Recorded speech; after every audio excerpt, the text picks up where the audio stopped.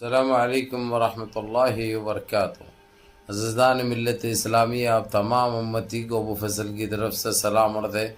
घर में बड़ी पर्दा नशीन इज़्ज़तदार मार बहन को अबू फजल की तरफ से सलाम अर्ज़ है। बर के बहरहाल अल्लाह से उम्मीद है आप लोग खैरियत से होंगे, अल्लाह की हिफाजत में होंगे। इन मलूनों की मलामत से, इन मरदूदों की निजी नीच हरकतों से, इनकी गंदी सोच से, इन खबीसों के नाजायज़ हरकतों से, इन माबलिंचरों की माबलिंचिंग से, इन बलात्कारियों की बलात्कारी से महफूज होंगे। अल्लाह आप लोगों को अपने हिफ्ज़ अमान में रखे, अल्लाह अपनी हिफाजत में रखे, अल्लाह हर आबाद से हर शर से महफूज रखे। बर के बहरहाल मेरे अज़ीज़ दोस्तों, मेरे भाइयों, देश के हालात से भी आप लोग वाकिफ़ है और देश के बाहर के हालात से भी आप लोग बचा वाकिफ़ है, क्योंकि ये आपका भाई हर मुमकिन कोशिश कर रहा है कि आप लोग सारी दुनिया की जानकारी रख सके कहाँ पे क्या हो रहा है। लेकिन मेरे अज़ीज़ दोस्तों, मेरे भाइयों, देश की खबर हमारे लिए बहुत ज़रूरी भी है और सबसे पहले और सबसे आगे है।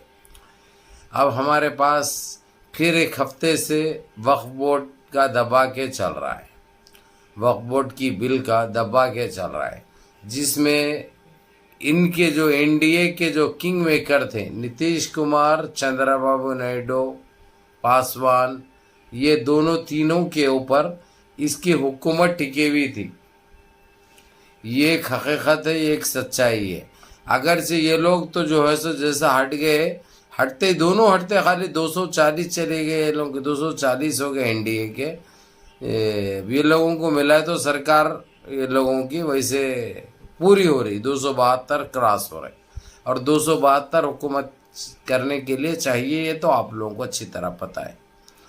अब लेकिन मसला ये है, वक्फ बोर्ड की जो बिल का मसला है, अब इन्होंने हर तरफ से कोशिश कर लिए, और जिसमें चंद्रबाबू नायडू, पासवान और नीतीश कुमार, खुले तौर पे नीतीश कुमार को बिहार के अंदर अभी आने वाले 2-3 महीने में इलेक्शन है, वहाँ पे असेंबली इलेक्शन, खुले तौर पे ये कह दिया गया अगर से तुम बीजेपी का साथ नहीं छोड़े, एनडीए का साथ नहीं छोड़े, तो तुम्हारे को यहाँ पे मुसलमान वोट देना तो दूर की बात है, तुम्हारे नाम से भी किन्नराहट करेगा, नफरत से हो जाएगी। ये हो गया बहुत बड़ा धक्का नीतीश कुमार को बिहार को लेकर। दूसरा, आंध्र प्रदेश में चंद्रबाबू नायडू सीएम बना। अभी आप लोगों को पता है वहाँ पे जगन की सरकार थी, फिर इलेक्शन इन्हों जीते, जहाँ पे मुसलमान 40% जो इनका जो वोट बैंक है तकरीबन मुसलमानों की तरफ से मिला है इनको। तो इनको वक्फ बोर्ड का एक इम्तिहान था, एक एग्ज़ाम था इनका, जिसमें एग्ज़ाम में इन्हों 50% मार्क्स लेके आए, पास हुए, खुल के उसकी मुखालिफत नहीं करे, क्योंकि डर व खौफ में भी थे। एनडीए में रहते हुए इन्हों जो फैसले बस गलत फैसलों में जो साथ दिए थे, अब इन्हों बीच में से भी नहीं हट सकते थे, क्योंकि बांधे जाते हैं ना, वो ज़बान देने के बाद पूरी भी करना पड़ता है।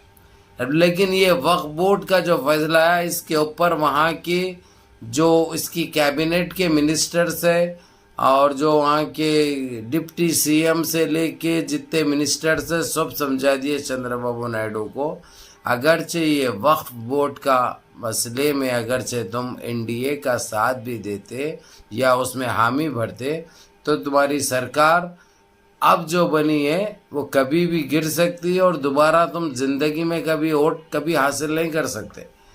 ये बोलते ही जो है सो उन्होंने सीधा इंडिया अलायंस में शिरकत अपनी ज्वाइन कर लिए, शिरकत ले लिए वहाँ पे, चाहे उन्होंने हो या नीतीश कुमार हो। ये एक सच्चाई है, ये एक मजबूरी है इनकी, इन्होंने चाहे कौन सा भी दिल से आओ, ये इनकी मजबूरी है, इसके अलावा दूसरा रास्ता नहीं है। अब मेरा सारे देशवासियों से एक सवाल है, अब टेम्पलों का मसला रहता, गुरुद्वारों का मसला सिखों का रहता, किसी एक गैर सिख को और गैर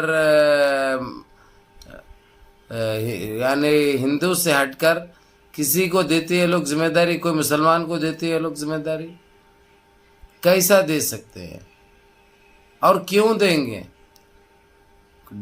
टेम्पलों की जिम्मेदारी किसी को भी कैसा दे सकते हैं, गुरुद्वारे की जिम्मेदारी किसी मुसलमान को कैसा दे सकते हैं? तो वैसे ही कोई मुसलमानों की जिम्मेदारी कोई गैर मुस्लिम को कैसे दी जा सकती है? ये मेरा सवाल है। ये आप लोग सोचो, जो गैर जरूरी कच्ची मार लेके जो रोडों पे तमाशे कर रहे हैं, जो रोडों पे बैठ जा रहे हैं, हम बिल के साथ है। अरे चिंदी चोर सालो, ये मसला हमारा है और ये कोई हुकूमत का या किसी का कोई रवेदार नहीं है इसमें। ये हमारी अपनी प्रॉपर्टी से, ये हमारा अपना वो है। ये चाहे कब्रस्तान हो, चाहे मसाजिद हो, चाहे कौन सी भी इबादत गाह हो, जिस तरीके से गैर मुस्लिम के अलावा किसी को नहीं दे सकते, वैसे ही एक मुस्लिम गैर मुस्लिम को नहीं दे सकता है जिम्मेदारी। और होते कौन हो तुम लोग ये वक्फ बोर्ड की उसमें आने के लिए? अरे तुम्हारा अमल दखल भी नहीं है इसमें। और लेकिन जो तुम लोग शिरकतदारी की बात कर रहे हैं, कौन से उसमें शिरकतदारी करते तुम लोग? कौन से उसमें शरीक होते तुम लोग? कई के लिए होते हो उसमें? ऐसा बात जो है सो यानी मूत्र पीने वाले तमाशे कर रहे, हम हुकूमत की बिल के साथ है। अरे चिंदी चोर, अगर जे ये चीज टेम्पल के लिए आ गई, गुरुद्वारे के लिए आ गई, तो करते तुम लोग? चर्चों के लिए आ गई तो हटा के जो है सो तुम लेते हाथ में? एक क्रिश्चियन को हटा के जिम्मेदारी तुम लेते? तुम्हारे को जो बोलते है उतनी हिम्मत तुम्हारे पास? ये गंदा खेल क्या खेल रहे हैं तुम लोग?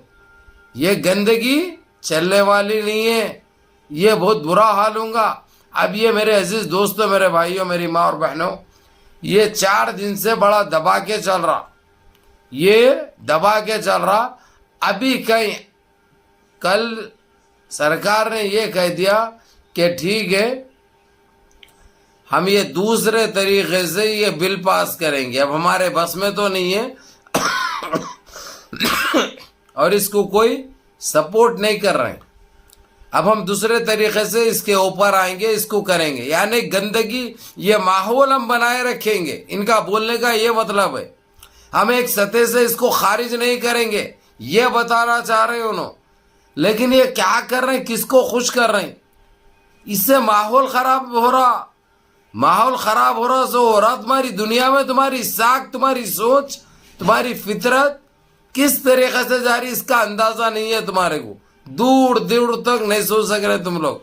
बहरहाल मेरे अजीज दोस्तों, मेरे भाइयों, नीतीश कुमार और चंद्रबाबू नायडू और पासवान ने जिस तरीके से इनको आईना दिखाया, वो खुल के पहले ही दिखा देता अगरचे, तो दोबारा ये लोगों की ये हरकत नहीं होती थी।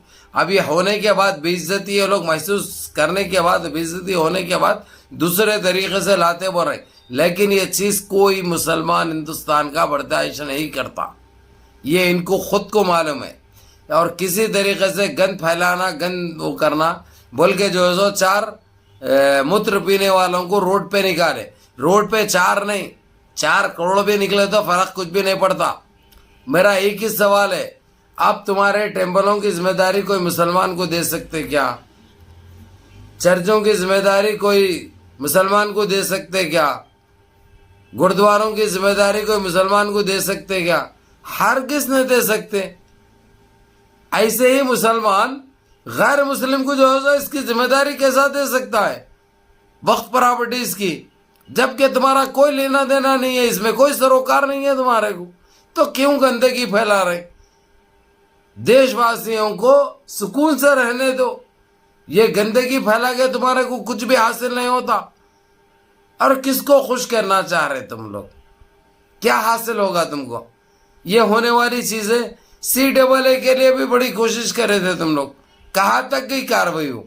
क्या कर लिए? सिर्फ देश का नुकसान हुआ। पहले ही महंगाई की मार मर रहे हैं हम, पहले ही बेरोजगारी की मार मर रहे हैं हम, पहले ही हमारी इकोनॉमी का ये हालत है। अब ये तुम तमाशे जो कर रहे हैं, कुछ भी हाथ लगने वाला नहीं है, सिवाय जलालत के अलावा तुमको कुछ भूलने वाला नहीं है। अरे नापाक इरादा रखने वालों, जरा सोचो, जो कर रहे हैं तुम किसके लिए कर रहे हैं? जो कर रहे हैं तुम क्या कर रहे हैं? और किसको खुश करना चाह रहे हैं? और किसको क्या हासिल होगा? तुम्हारा अपना करो, जो कर रहे हैं तो उसमें हम कोई दखल अंदाजी कर रहे हैं, जो तुम दखल अंदाजी करने की कोशिश कर रहे हैं। ये चलने वाला नहीं है। बहरहाल मेरे अजीज दोस्तों, मेरे भाइयों, मुनज़्ज़म रहिए, मुत्तहिद रहिए, अपनी सफ़ों में इत्तेहाद बरकरार रखिए, नमाज़ों की पाबंदी करिए, माँ बाप की खिदमत करिए, बड़ों के अहकाम पे अमल करिए। और ऐसा लग रहा है कि दूसरा शाहीन बाग बहुत जल्दी बनेगा वक्फ बोर्ड की प्रॉपर्टीज़ के लिए, वैसे ही नज़र आ रहा है। ये देखते हैं क्या होता है। वैसे इन्हों 4 दिन के मेहमान है, जाते जाते कुछ ऐसा कर देने के चक्कर में उन्हों, ताकि देश उलझा रहे। बहरहाल सावधान रहो, होशियार रहो, गंदगी में इनके उतरने की या फिक्र करने की कोशिश मत करो। इंशाल्लाह मुनज़्ज़म रहिए, दुआओं में याद रखिए। सलाम।